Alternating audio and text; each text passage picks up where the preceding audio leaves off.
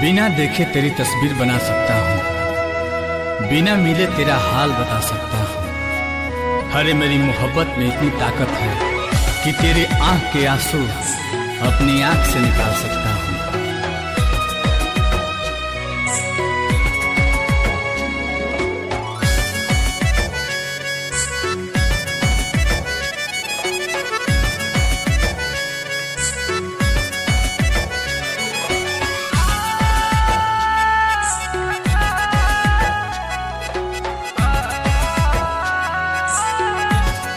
बिछड़ के को पल तोहसे जियल नइखे गवारा हो।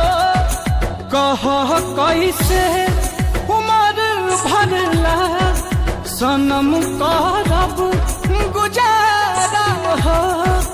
रोता दिल बेचारा हो, होई प्यार न दोबारा हो, होई प्यार न दोबारा हो, होई प्यार न दोबारा हो, होई प्यार न दोबारा हो।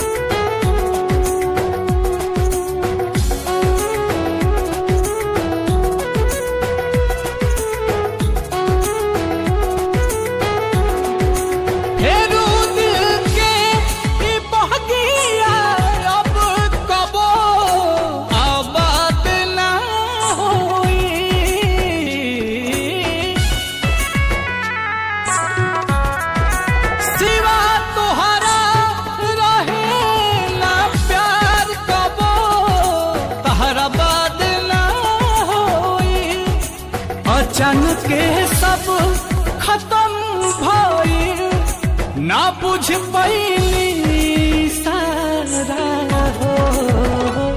होई प्यार न दोबारा हो, होई प्यार न दोबारा हो, होई प्यार न दोबारा हो, होई प्यार न दोबारा हो।